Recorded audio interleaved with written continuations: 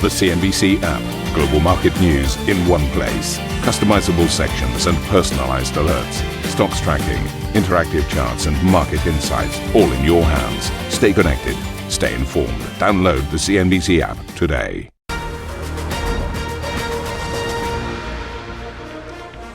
A very warm welcome to Squawkbox. I'm Steve Sedgwick with Karen Cho and Juliana Tattelbaum, and these are your headlines. Meta and Microsoft shrugging off President Trump's trade war, posting beats on the top and bottom lines, whilst Qualcomm sinks in after hours as trade troubles dent its revenue forecasts. Spain's competition watchdog gives lenders BBVA and Sabadell the green light to complete their €12 billion merger deal, leaving it now in the hands of the government to give its final approval. And Tesla pushes back on a report it considered replacing Elon Musk amid concerns over his role in the Trump administration, as President Trump tells the Tesla CEO he can stay as long as he wants.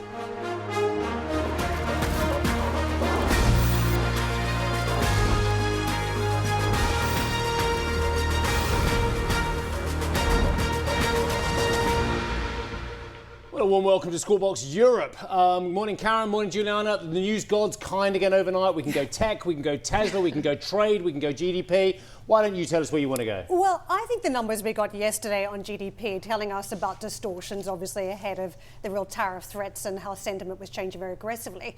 And the reality is we saw some bounce in some areas of the economy, but what comes next? And it feels like a lot of the numbers we had yesterday might be a little bit backward looking. Same thing with technology. I mean, you got numbers that were really blowout numbers from Microsoft, the 70-odd billion in revenue, from the likes of Meta, 42 billion in revenue, AI intentions intact around innovation, capital spending type of plans. But again, what is the impact going to be in coming quarters on the GDP side, but also on the tech side? So I wonder whether it was all a bit rearview mirror, which makes it very hard to ascertain what bets you should be placing from here into the future. We'll talk about tech as a bit more moment with ours, but I noticed your connection and it's well made as well.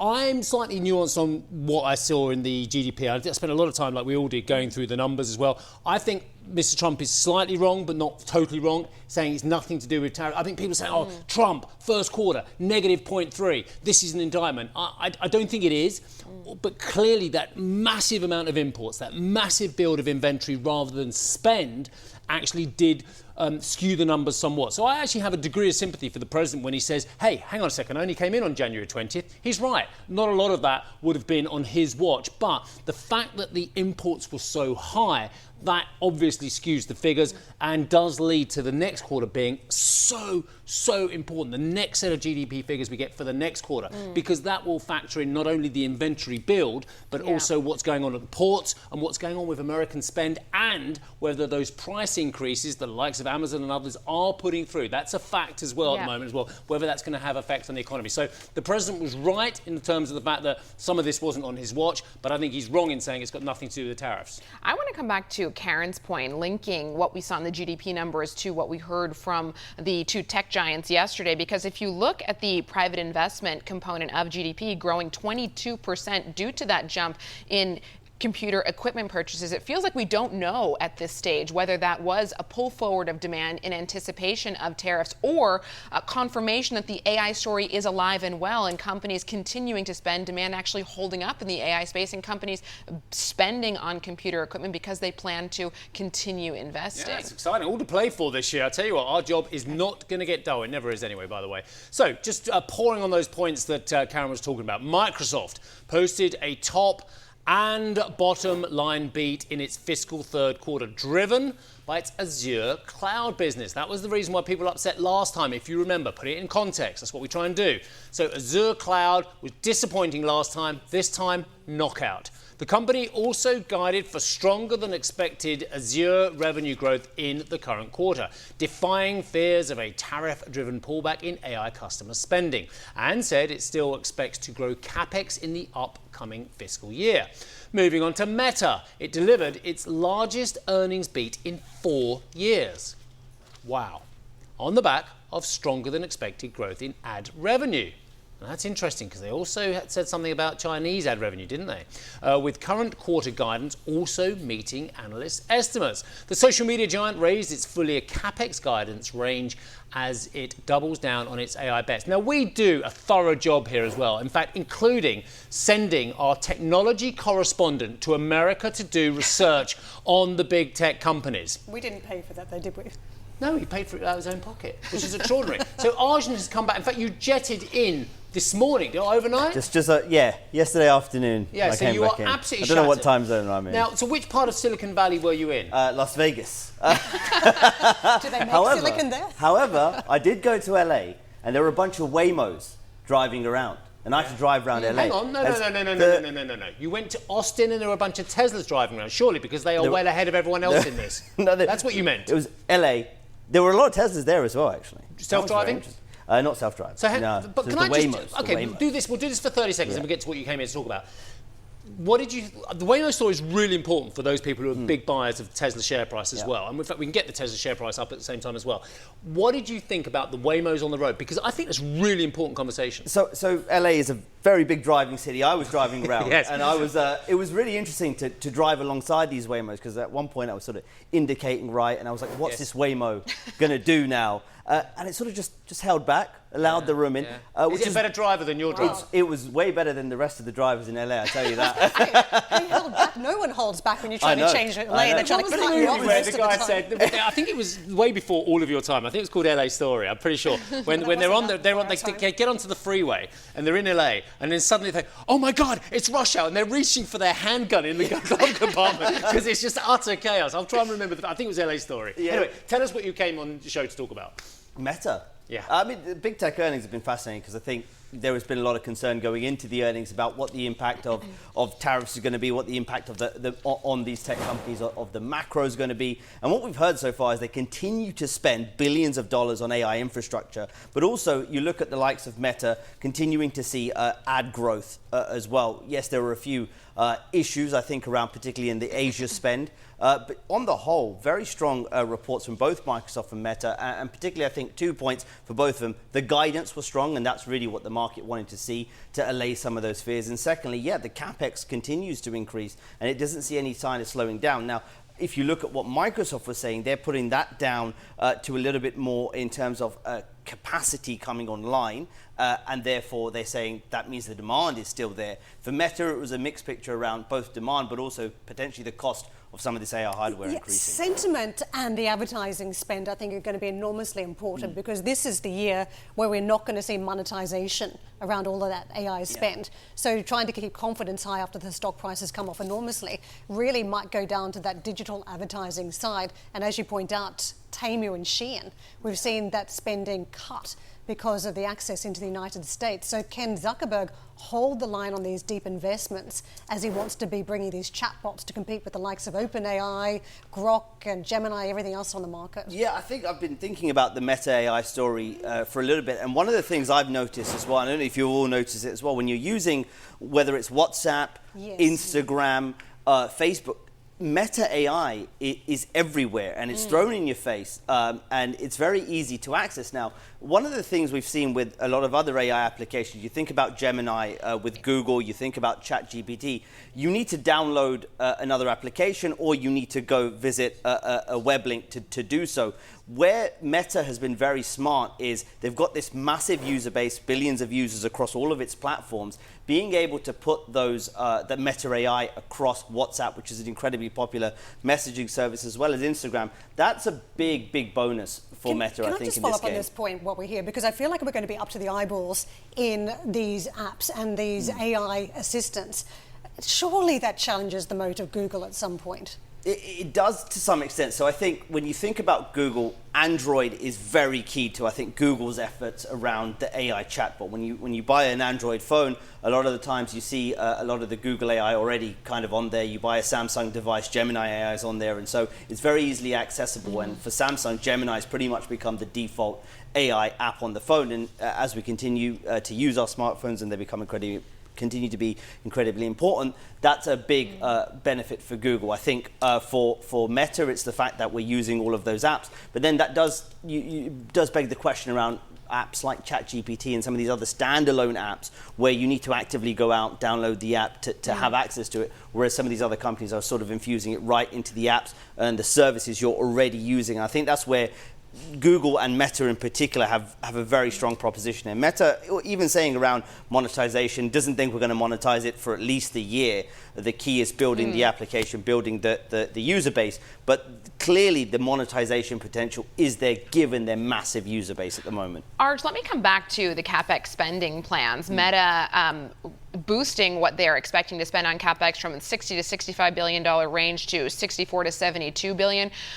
What color did they give us? I mean, you talked about it potentially being because they are expecting to spend more because things are going to get more costly, but also they're planning to build out more. And we were just talking about this in the GDP figures, trying to understand what was behind the increase in computer equipment spending. Is it because companies were front loading or because they are actually building out more? What color did we get from the companies on this front? So for Meta, it was sort of a mixture. They said it's going towards AI efforts and data center as well, but also they're saying that there's been an increased cost of infrastructure hardware, kind of alluding, I think, to some of the impact around supply chains at the moment. For Microsoft, they were saying that there's a need for more AI capacity, and that came online, and so there's a bit more build-out going on around. Of course, remember, they're providing compute to OpenAI and their own cloud business as well. So there appears to be strong demand still at the moment. What's key, I think, for all of these tech companies, and none are insulated, is you think about where the AI hardware is coming from at this point. A lot of it's NVIDIA.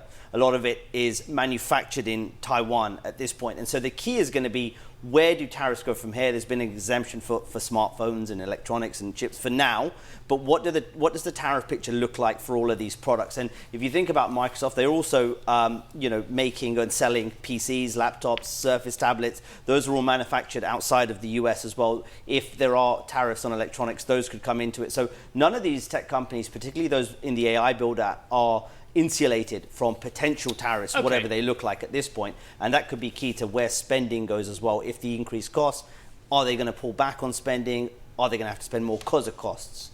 Right, we've had a good go at this. You've given us some brilliant context. There are 133 analyst recommendations out there combined on Meta and Microsoft. I've just checked this out on my Reuters icon. 133 analysts. How many of those 133 recommendations in total? Now, don't forget, it could be the same analysts on both stocks. Just very quickly, do we think are sellers? I think there's no sellers. There's two, actually. There's two on Meta, none on Microsoft. Okay. Now, here's my point. Yeah. Microsoft trades at 27 times forward. Meta trades on 22 times forward. Tell me, are these stocks, which we're running on the screen here as well, and thank you very much indeed for that, Britt and the team, what looks compelling, because they still trade 22 times forward Meta, 27 times forward Microsoft. Is there anyone out there who is skeptical of the story, or actually it just seems to me that it's the same old attitude towards the Mag 7, certainly where these two stocks are concerned? Yeah, I think for Microsoft it's really around that strong moat on the cloud, and they've managed to continuously show cloud growth. Again, Azure beating You're going through the brilliant details. What I want to know is anyone on Wall Street actually questioning this as well? Because at 27 times forward, I would suggest, despite the fact that the shares have been average at best, what they do, the 12-month picture's still up 7%. It's not particularly exciting. Is that 12% or 2%? I can't see on my screen. 7%. 7%. There you go. It doesn't look compelling. Yeah, we have heard a couple of pushbacks on this already around the set. We've heard people say, look, Meta's a sell because of the digital advertising side, and we've heard Microsoft is a sell too because they don't believe that the spend is going to be justified, that they've overspent in this cycle. I mean, what are you hearing? Have you heard that? And that's I think where it comes down to is it's either side. Do they believe the spending has been too much, and is that spending going to be justified? As it stands, it looks like growth is continuing those key divisions where that spending is happening. For Microsoft, that is cloud. For Meta, it continues to be around the digital ad business. I think when you think about Meta as well, you can't discount at that point Reality Labs as well, this big metaverse bet. $4.2 billion loss in the quarter just gone. I think cumulative losses of about $60 billion from late 2020. So it's still a big bet for Meta that hasn't really paid off at all, and there's questions over whether that will pay off. So there's some skepticism around that. I think the thing with Meta is a lot of people are so bullish because of the fact that they have these huge platforms, and I think when you start bringing the AI picture into it, that becomes very interesting. For Microsoft, again, it's around the strength around cloud, but I think the big question mark still remains, is the spending justified? And that at this point is unclear. And if the tariff picture changes around semiconductors and some of these other electronics as well, then I think there could be real concern. I've got to say, Arjun, thank you so much for that. Nice to have you back on board with us. And let's take a look at another stock in tech world, Qualcomm. The shares are lower in extended trade after the chip maker delivered a softer than expected revenue forecast for its third quarter. Earnings and revenue topped Wall Street expectations in the second quarter, and the company said it had not seen elevated buying of products ahead of the introduction of tariffs. Coming up on the show, Airbus warns of the impact of tariffs after beating expectations in the first quarter. Charlotte will join us with the full story after the break. Plus, Lloyd's bank numbers have just crossed the wires. We'll bring you those and the latest from the banking space at the bottom of the hour. And as the U.S. signs a mineral deal with the Ukraine and Mark Carney surges to victory in Canada, we'll talk geopolitics with Sir Peter Westmacott, former British ambassador to the U.S., France, and Turkey. That's coming up at 9 o'clock BST.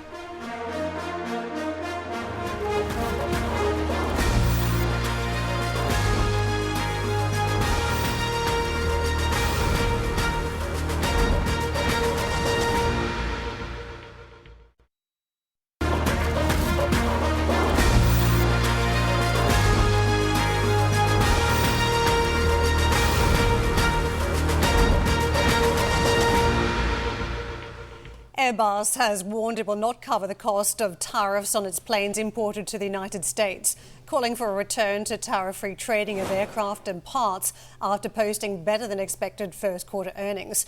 Charlotte is here on set to discuss. Charlotte, this is a delicious morsel to get into around tariffs, because we all know there's been this competitive tension between Boeing and Airbus that's gotten very real in recent times because of all the issues over at Boeing. Do tariffs help or hinder Boeing? And if that is the case, where does it leave Airbus, that is arguing for lower entry points into the United States?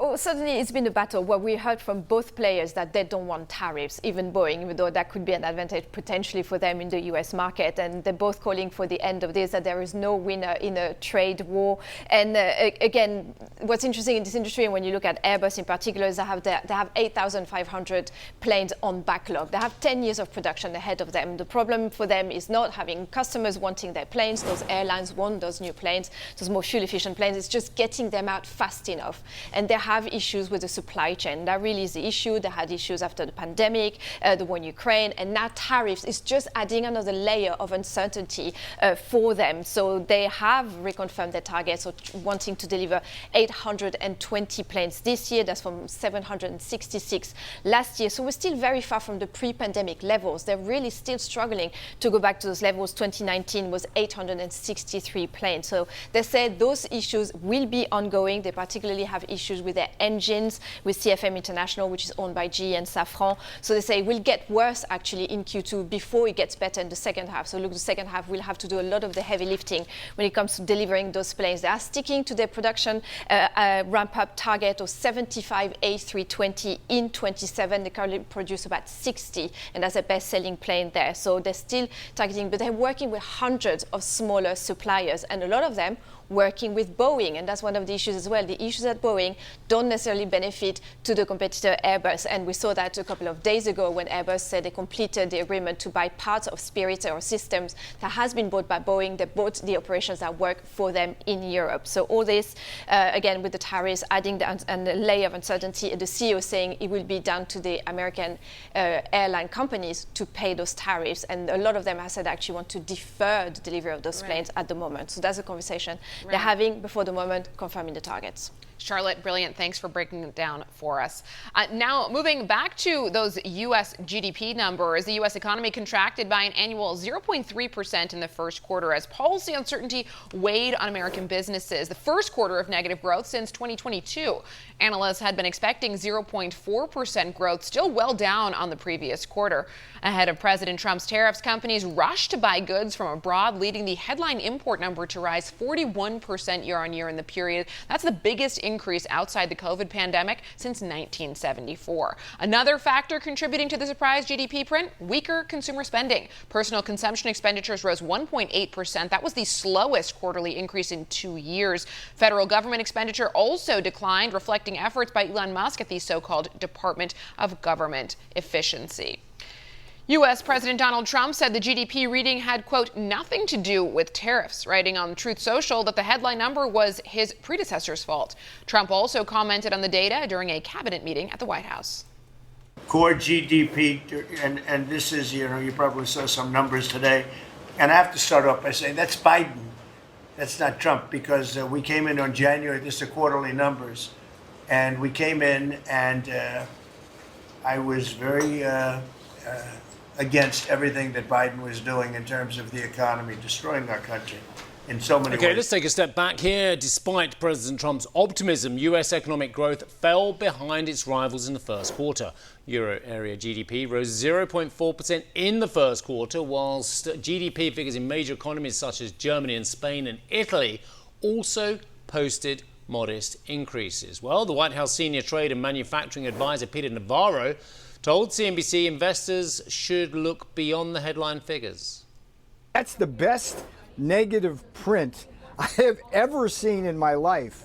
And the markets need to look beneath the surface of that. We had a 22% increase in domestic investment. That is off the charts when you strip out inventories and the negative effects of the surge in imports because of the tariffs.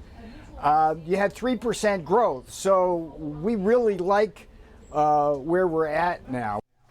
Yeah, it's interesting. I think we're in the foothills of this one, ladies and gentlemen. We need to see how it pans out, don't we? The Trump administration may be right. Some of the more skeptical economists may be right. We just got to wait and see for more data. That's clear. But the markets, what a ride they had in April as well. In fact, when you look at, if you just looked at the month-to-date figures, if you've been away for a month, I don't know, somewhere lovely, I don't know, like Norfolk Island with the penguins or something, that means something.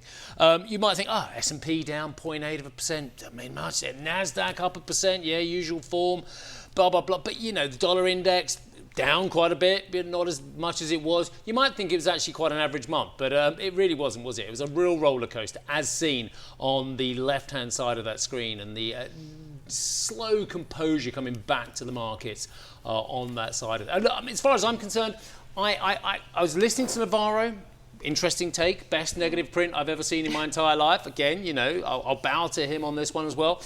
The Trump administration said we only came in on January 20th. I think there's a lot of truth in that. You can't immediately have the figures for the quarter where you came in being all down to you. So I think we just have to be a little bit patient, a little bit wait and see. Well, we may not want to blame Trump for that particular figure, but let me give you a different figure. And don't forget the IMF just days ago downgraded the outlook for this year from 2.7% growth to 1.8%. So the outlook has been impacted by Trump and tariffs, so that is the view. In terms of what we saw yesterday, those numbers, I do think there was a feature, this distortion, to really go from a 2.4% growth rate at the end of last year to a negative figure. The market had already reassessed to a very slim growth rate of 0.4%. To see it come in negative was even worse than anticipated. So I think it's very obvious that there is a Trump blame to be had in these numbers yesterday. To the point around what investors did, though, I think what was extraordinary for me was to see gold outperform FANG stocks, that you had a safe haven delivering more than a growth name. And if you're coming into a US presidency and you want to create an environment of growth, do you really want gold to be your trade, that people are that fearful that they're going for the bullion trade? Steve, let me come back to your point that we really have to be patient here, that we ultimately have to wait for more data to draw a conclusion. We can't draw much from this Q1 GDP print. And my question here is, if we do get weak data that shows that the economy isn't handling the tariffs well, how do markets react to that? Are we now in a paradigm where weak data is good for markets on the basis that it means the Fed cuts rates more? I was out with the dog and thinking about this yesterday. In 27 degrees, we were in something crazy in the Sussex. And I was thinking a lot about this. And the fact of the matter is, the tariff noise got all the headlines in that chart I showed there. Aggressive, 1,000-point days plus. I think I was off for a couple, and you were covering as well, and handling the ship and everything at the same time. But the truth of the matter is, we're kind of in this wonderful world all of a sudden again, where we're just looking at economic data and corporate data, and I love that. I love us digesting that, and there's a bit of calm come back in the market. But the real question, and it's almost a question to answer your question, is: are the markets too composed with the fact that yes, you're absolutely right. Looking forward, I think there could well be some big ramifications. But at the moment, the truth of the matter is, in the hard data rather than the speculative data, and I appreciate that it's very important to look ahead at the data as well, there's nothing that wrong in the data at the moment, really. The jobs data is pretty good. The retail sales data is pretty good. Yes, the confidence data is underwhelming, but people are still spending money because they still have jobs at the moment. I think as well. that's the key. The fact that we haven't seen layoffs come through. We've seen and a pause on spending, but not layoffs. And that's why I'm tempered in my view to say it's obvious. I think you said it's obviously down to Trump what's going to happen and why the GDP is going to fall off as well. I'll just take a step back again. And I think it's important to remember that for the last 2 quarters, last 3 quarters under Biden, we were all expecting weaker data. Do you remember we kept saying we were surprised that there was handling 2-handle GDP year-on-year figures, 3-handle GDP year-on-year figures as well. So we were expecting the economy to come off anyway. At this stage of the cycle, it should have come off anyway. Now, I'm not here to defend Trump, and goodness knows I'm not here to defend Trump. But the fact of the matter is, I do think we have to be patient to see what the benefits are as well as the negatives. What is the link for the markets here? And don't forget, from what we've just had, we had the escalating yield at the long end, the 10 and the 30-year. That roiled markets, and that was based around some sort of risk premium being added to US markets around the economy as well. Where do we go from here? Do we settle down on the bond market? Do we look at some sort of executive sweep of the pen that's going to be positive for growth in the States, and we start to see some movement there? Is optimism going to come back in? And don't forget, we're in this delicious window too of sell in May and go away. The fact is everybody sold and bought and repositioned everything in April. What do you do in May on the back of that context? Can I briefly answer that on the bond market? Because I think it depends what bond market you're talking about, because the short end is looking... the long end at this point is almost the most significant part here. I'm going to mildly diverge from you on this one. I think both ends are very interesting, because I think what this might make the US do is make more issuance at the short end, which makes the short end demand equally more interesting for the buyer demand as well, looking at what the Santellas of this world are saying as well, because if there's going to be more issuance in the short end of the curve because the long end looks less attractive to the US, that means that actually all the action on the auctions on the short end are going to be more interested on the buyer demand as well. So I appreciate that the long end of demand over time, can I make my point? I appreciate that the long end of the curve over time will have great significance, but it might force the US to issue more at the short end, and then we're going to look more at the auctions on the demand side of the short end. So I think, actually, dare I say it, I think both ends look interesting. I think what you spell out, regardless, with all the technical points, is that we are talking about potentially more volatility stateside. And what do investors do in that context? Because in April, you would think that there might have been more dispersion of bets, and that was certainly the story we were hearing. But where was the European exceptionalism? Where was that? Because if you look at the market performance, there was no European exceptionalism at all in the numbers. Germany, maybe, if you're being very kind, it was slightly positive versus negativity elsewhere. But there was no great divergence, I've got to say. So what happens from here for European markets? Well, I think in terms of what happens from here, a lot is going to come down to what happens between the U.S. and China. And we got some somewhat controversial comments out of China yesterday. The U.S. has reportedly reached out to China to begin trade talks, according to Chinese state-run media outlet CCTV. Now, this comes after U.S. President Trump said on Wednesday that he had faith that he would eventually speak to Chinese President Xi Jinping. Now, why is this controversial? President Trump has repeatedly said that the Chinese need to reach out first to the U.S., but now we have CCTV, the Chinese state-run media, saying that the U.S. has repeatedly reached out to them. So a different story, a bit of he said, she said.